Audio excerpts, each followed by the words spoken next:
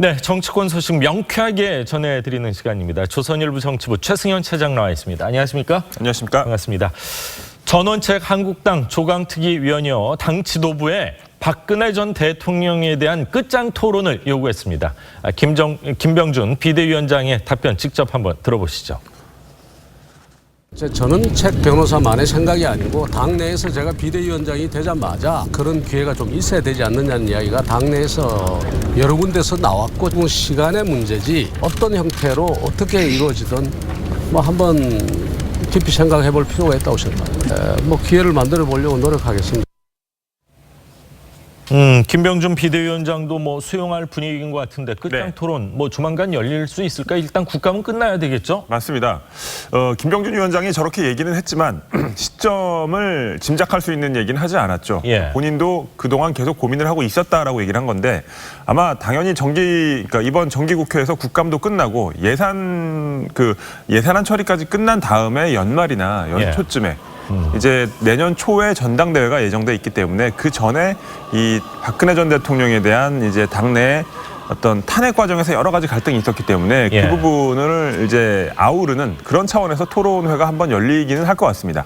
그렇군요. 뭐 250개가 넘는 당협위원장 자리 뭐 다 좀 일괄 사퇴를 해서 뭐 인적 청산도 해야 되고요. 네. 그리고 뭐 보수 대통합 얘기도 지금 뭐 좀 삐걱거리고 있는 상황에서 네. 당 분위기가 어수선한데 왜 네. 이 시점에서 박근혜 전 정부에 대한 뭐 끝장 토론 제안을 했을까요?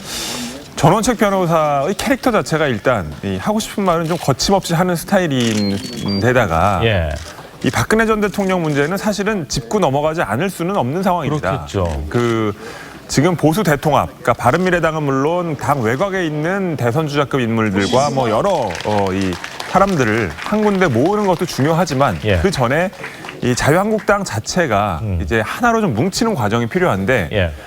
지금 이제 탄핵 과정에서 당 밖으로 나갔다가 다시 돌아온 복당파들하고 예. 그 사이에 당에 남아 있었던 친박 위주의 어떤 잔류파 이런 의원들 사이에서 아직도 감정적 앙금이 굉장히 큰 상태입니다. 예. 그래서 지금 겉으로 드러내고 있지는 않지만 뒤에서는 서로 상대방을 향해서 거친 말들을 여전히 하고 있는 상태라서 이 부분을 이제 풀어내기 위해서는 전원책 변호사는 씻김굿이라는 표현을 썼는데 예. 서로 아주 격렬하게 논쟁을 한 다음에 이 감정적 앙금들을 해소할 수 있는 자리가 있어야 된다. 그리고 이 박근혜 전 대통령의 탄핵 과정에 대해서는 서로 간에 이 서운한 점들이 많았을 텐데 이 부분이 정리가 될 수 있는 예. 어떤 큰 마당은 있어야 된다라는 입장이고 김병준 위원장도 또 김용태 사무총장도 이 당 지도부도 다 비슷한 생각은 갖고 있는 상태입니다. 그렇군요. 뭔가 이제 새로 시작을 하려면은 네. 그 전에 있었던 부분에 있어서 마침표를 좀 딱 찍고 싶어하는 그런 마음이 있는 것 같은데,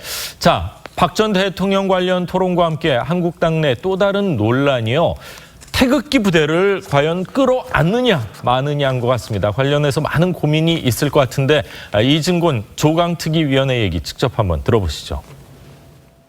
태극기 부대를 뭐 어떻게 받아들여야 되느냐 어떠느냐 이거는 앞으로 이 문제 어떤 기준을 정해서 어떻게 어떤 분들을 포용하고 어떤 분들을 모셔올지 이것은 저희들이 다시 이제 이 기준을 정해서 판단해야 될 문제니까 저도 헌재 결정에 대해서 그것을 뭐 그렇게 흔쾌히 이것을 수긍한다든지 그런 입장은 아니거든요. 좀 말하자면 아주 객관적인 그런 헌재로서의 그런 판단은 아니지 않았느냐. 조금은 뭐 애매모호하게 얘기한 것 같은데 네. 지금 태극기 부대랑 한국당과 같이 가야 된다는 겁니까? 아니면 좀 뭐 결별을 해야 된다는 겁니까? 저는 저 얘기만 들어서 잘 이해가 안 되거든요. 현실적으로 말씀드리면 예. 결별하는 건 불가능합니다. 그리고 지금 현재 한국당의 당원들이 꾸준히 늘고 있고 최근 급격히 늘어나는 추세도 있는데 예. 그 사람들의 상당수가 이른바 태극기 부대 아주 강경한 보수층이라고 볼 수 있는 사람들이거든요. 그런데 태극기 부대 하면 우리가 알기로는 좀 연세가 있으신 분으로 네. 알고 있었는데 뭐 20, 30대도 꾸준히 늘고 있다 뭐 이런 얘기도 들리고 있습니다. 그렇습니다. 뭐 태극기 부대가 반드시 뭐 거리에 나가서 과격한 어떤 시위를 하는 뭐 그런 분들만을 얘기하는 게 아니라 예. 20대, 30대, 40대, 뭐 5, 60대도 뭐 마찬가지지만 그런 분들 중에서도 좀 보수적인 이념이 굉장히 강경한 사람들이 있잖아요. 예. 이제 그런 사람들이 최근에 한 4, 5천 명 정도 당으로 유입이 됐다고 합니다. 뭐 그 과정에는 이제 이 당에서도 좀 보수 이념이 좀 강한 그리고 친박계 의원들이 중심이 돼서 당원들을 끌어들이는 작업을 하고 있는 상황인데 예. 당 지도부 입장에서도 이 부분이 약간 고민스럽긴 하지만 이 어쨌든 충성심이 강한 당에 대한 결속력의 중심이 될 수 있는 분들이 당으로 들어오는 것이라서 예. 그러니까 이른바 이 부동층 내지는 중도층보다는 이분들이 어쨌든 당에 한번 들어오면 쉽게 나가지 않는 그런 분들이라고 판단을 하고 있는 거거든요. 예. 그래서 지금 태극기 부대 내지는 이런 좀 강고한 보수층들의 입당에 대해서는 당에서도 공개적으로 환영한다는 얘기는 쉽게 못하지만 예. 그래도 거절할 수는 없는. 내심 반기는 측면도 있는 상황입니다. 그렇군요. 자, 한국당이요. 대통합 구의 손길을 내밀고 있는 바른미래당 반응은 계속해서 일관되게 싸늘합니다. 자, 하태경 최고위원의 얘기 잠시 들어보시죠. 보수 대통합의 정체가 극우 대통합이라는 사실이 명확히 섰습니다. 보수의 핵심 가치는 헌법이고 법치주의입니다. 헌법을 부정하는 세력과 함께 하겠다는 것은 명백한 극우 대통합입니다. 이왕 태극기 부대하고 극우 대통합 선언한 김에 이란성 쌍둥이 일베하고도 대통합하겠다고 선언하시기 바랍니다. 네, 차가워도 저렇게 차가울 수 있을까 싶을 정도로 네. 바른미래당 분들 뭐 말 한마디 한마디에 뭐 얼음장 같은 차가움이 있습니다. 네. 지금 바른미래당 지도부에서는 한국당이 얘기하는 보수 대통합 이 부분에 있어서 동의할 사람이 없습니다. 그리고 설사 그런 움직임이 바른미래당 내부에서 일부 이탈자들과 함께 이 발동에 걸리더라도 같이 움직일 사람은 없는 상황인데 일단 뭐 워딩들만 보면 손학규 대표 같은 경우에는 한국당 수구 몸집 부풀리기에 급급. 지난번에는 갈 사람은 가라라고 맞습니다. 얘기하면서 5번이나 아주 감정적 반응을 보였었고요. 하태경 최고위원은 명백한 헌법 부정 극우 대통합이라고 했고 이준석 최고위원은 차라리 3대 종교 대통합에 나서시길. 그러니까 그만큼 불가능한 일이라고 생각한다는 얘기인데 예. 자, 바른미래당과 자유한국당이 당대당 통합을 할 가능성은 저도 굉장히 낮다고 봅니다. 그렇지만 바른미래당에서 일부 의원들과 일부 원외위원장들이 이탈해서 한국당 쪽으로 흘러갈 가능성은 저는 상당히 있다고 보고요. 예. 물론 이제 바른미래당에서 이 과거 새누리당 또는 이제 에서 이탈을 한 사람들 있지 않습니까? 그 지상욱 의원이랄지 뭐 이제 유승민 예. 대선에도 출마했던 유승민 의원이랄지 이런 분들은 실제로 이 보수가 하나로 힘을 합치는데 어떻게 해야 할 것인가라는 고민을 하고 있는 것으로 알고 있고요. 또 국민의당 출신인 이현주 의원 같은 경우도 여러 가지로 한국당 의원들과 접촉면을 넓히고 있는 상황이라서 예. 이 바른미래당 의원 중에서도 한 3분의 1 정도, 그다음에 지역위원장 중에서는 절반 가까이가 이 보수 대통합 이 분위기에 어떻게 내가 합류할 수 있을 것인가. 예. 이 부분은 고민을 하고 있는 것은 사실입니다. 그렇군요. 지금 바른미래당 그 현역 국회의원이 몇 분이시죠? 30명인데요. 아, 30명? 네. 그럼 뭐 그 교섭단체가 이 떨어지기 위해서는 10명 이상이 옮겨야지 되기 때문에 사실 네. 한두 명 간다고 해서 큰 타격을 입을 그런 상황은 아니네요. 그렇죠. 이 자체적으로 집계를 해보면 예. 이제 물론 이 중간에서 이쪽 저쪽을 두고 고민을 하고 있는 분들이 많이 있긴 하지만 예. 대강 6명에서 한 8명 정도 사이의 의원들이 예. 고민을 하고 있는 것으로 알고 있고 그러니까 뭐 그렇다고 해도 20명 이상의 원내 교섭단체 지위는 그렇네요. 계속 유지를 할 수 있는 상황입니다. 예. 자, 이런 가운데 홍준표 전 대표 더 이상 침묵하지 않겠다 이러면서 이 당권 도전 시동을 거는 모습인데 자, 홍 전 대표 조강특위하고 좀 각을 세우기 위해서 또 비대위원장과 각을 세우기 위해서 좀 분주하게 움직이는 모습입니다. 네, 제가 한 3, 4일 전에 통화를 해봤는데 예. 그때까지만 해도 이제 홍준표 전 대표는 지금 문재인 정부의 실정이 너무 심각하기 때문에 웬만해서는 당내에 분란을 일으키는 일은 하고 싶지 않다라고 얘기를 했었는데 그 사이에 이제 조금 이제 이 페이스북을 통해서 발언하는 당내 상황에 대해서 발언하는 강도가 세지고 있습니다. 그래서 더 이상 침묵하지 않겠다.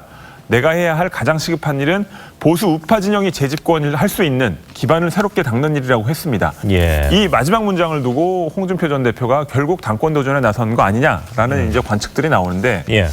홍준표 전 대표 입장에서도 근데 이 말은 이렇게 하지만 실제로 당권 도전에 나서기가 쉽지는 않은 상황입니다. 그럴 것 같아요. 일단 지난 지방선거 패배에 대한 책임론은 계속되고 있는 상황이고요. 시간이 사실 별로 많이 흐르질 않았잖아요. 그렇죠. 예. 본인은 이제 미국에 다녀오셨지만 예. 그렇지만 그 기간이 한 2달밖에 안 됐고 6.13 지방선거 아니었습니까? 맞습니다. 예. 그리고 이제 추석 전에 돌아왔죠.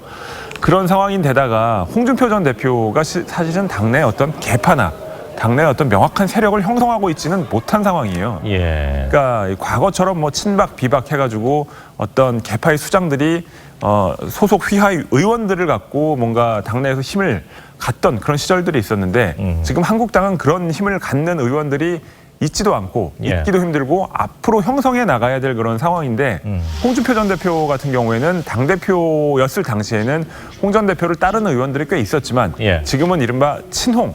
그러니까 언론에서는 친홍이라는 표현을 하지만 실제 당내에선 친홍계가 그렇게 별다른 힘을 갖고 있지 못한 상황이라서 뭔가를 도모하려고 해도 내부에 이 뚜렷한 세력이 결집돼 있지 않아서 어려운 상황입니다. 그렇군요. 사람을 이렇게 잘 이렇게 보듬고 품어주는 스타일은 사실 아니기 때문에 지금 친홍이라고 할 수 있는 분들이 과연 몇 분이 있나 생각을 해보면은 아마 홍준표 전 대표 입장에서도 생각보다 별로 없네 그러시지 않을까 하는 생각까지 듭니다. 자, 다음 이야기를 좀 하겠습니다. 정말 속이 푹푹 탑니다. 이 서울교통공사 친인척 특혜 채용 의혹을 제기한 한국당이요. 어제 또다시 폭로를 이어갔습니다. 김용태 사무총장의 이야기 잠시 들어보시죠. 무기계약직을 정규직으로 전환하는 모든 과정을 총괄했던 사람이 서울교통공사 기획처장입니다. 그리고 현재는 인사처장으로 있습니다. 김모 인사처장, 사모님이 서울교통공사 식당 참모로서 무기계약직이었습니다. 근데 이분이 정규직이 되셨습니다. 이번에 인사처장은 자기 처의 존재 여부를 108명 우리 공개한 명단에서 뺐습니다. 자, 인사처장이 자기의 아내, 자기의 부인이 무기계약직이었다 정규직으로 전환됐는데 그 이름은 싹 빼고 발표를 해서 지금 직위 해제된 거 아닙니까? 네, 뭐 직위 해제 그 이상의 조치를 받아도 무리가 없다는 생각이 들 정도로. 아니 그냥 올리면 되지 왜 싹 뺐을까요? 그리고 이렇게 한 명 뺀 게 아니라 여러 명 뺐을 수도 있지 않을까 이런 생각은 할 수 있는 거 아닌가요? 본인들도 이것이 불법적이고 편법적이라는 거를 명확하게 인식을 하고 있었다는 거죠. 편법적인 거에 조금 더 점수를 주고 싶은데 네. 불법적인 것까지는 사실 모르겠지만 네. 이거는 완벽한 편법 아닙니까? 그렇습니다. 그러니까 이 정규직 전환을 총괄하는 사람의 아내가 예. 정규직이 됐다는 것. 이것은 사실은 국민 상식에서 봤을 때 내지는 그 조직에 있는 사람들 입장에서 봤을 때도 도저히 뭐 납득이 어려운 그냥 상황이잖아요. 헛웃음만 나오겠죠. 맞습니다. 예. 게다가 자기 아내 이름까지 공개 명단에서 빼버렸으니까. 근데 이제 한국당이나 이 부분에 문제를 제기하는 측에서는 이 108명의 공개 명단은 정말 빙산의 일각일 뿐이다. 예. 지금 이제 한국당 쪽에서는 실제로 따져보면 그 10배 정도 되는 사람들이 친인척들을 채용한 것으로 알고 있다라고 얘기를 하고 있는데 예. 뭐 이 부분은 물론 서울교통공사를 통해서 명확하게 증명된 사안은 아닙니다. 한국당이 근데 지금 여러 설문조사의 비율을 통해서 나온 그러니까 설문조사 응답률이 그렇게 높지 않았다는 거거든요. 예. 근데 그 과정에서 나온 숫자가 108명이면은 그 10배 이상 지금 이제 서울교통공사 인원 자체를 감안을 하면 그 10배 이상도 뭔가 문제가 있는 친인척 채용이 있지 않았겠느냐라고 주장을 하고 있습니다. 그렇군요. 오늘 서울시 국감이 있는데 이제 서울시 국감은 뭐 행안위에서도 할 수 있고 뭐 국토교통위에서도 할 수 있고 하지만 오늘 아마 서울시 국감과 관련해서는 이 교통공사 뭐 사장님 포함해서 서울시장이 굉장히 큰 곤혹을 치르지 않을까 뭐 이런 생각이 드는데 자 서울시 교통공사 어떤 구체적인 입장을 지금 냈습니까? 아니면 입 꾹 다물고 있습니까? 지금 현재 이 108명이라는 숫자와 그다음에 인사처장의 아내가 이제 아내를 정규직화하고 이름을 쏙 뺀 그 부분에 예. 대해서는 직위를 해제하고 사과도 하고 있는 상황입니다. 그런데 그러니까 이 지금 서울시가 애당초에는 작년 11월에 자체감사에서는 이 관련된 어떤 논란이 있었는데 별 문제가 없는 것으로 결론이 났었다고 했었거든요. 예. 그런데 지금 알고 보니 이 자유한국당의 문제 제기나 그 외에 여러 곳에서 굉장히 심각한 국민들이 분노할 수 있는 지금 문제 제기들이 나오고 있는 상황이잖아요. 예. 그래서 아마 오늘 안행위 국감에서는 여태까지 언론에 보도된 것 외에 한국당 의원들이 더 아마 취재 내지는 조사를 한 내용들을 가지고 추가적인 폭로가 있을 가능성이 높습니다. 그렇군요. 서울교통공사 연봉도 굉장히 센 걸로 알려져 있는데 전체 직원 가운데 친인척이 한 11% 된다. 그렇죠. 아마 대한민국에서 그런 직장은 없을 거라고 생각이 듭니다. 추가 의혹에 대한 서울교통공사 관계자의 발언 한번 들어보시죠. 자체 감사에 착수를 했어요. 그래서 이게 진짜 고의적으로 명단에서 누락을 했는지 아니면 뭐 담당 직원이 이게 실수로 이렇게 누락이 된 건지 저희가 조사를 하려고 해요. 자, 자체 감사하겠다 이렇게 얘기를 했는데 이렇게까지 엉망했는데 자체 감사했을 때 과연 무슨 대책을 내놓을 수 있을까 의심밖에 안 드는데 이거 어떻게 해결을 해야 됩니까? 그러니까 이제 아까 말씀드렸다시피 작년에도 자체 감사를 했지만 별 문제가 없었다라는 결론이 나왔었다고 했었잖아요. 예.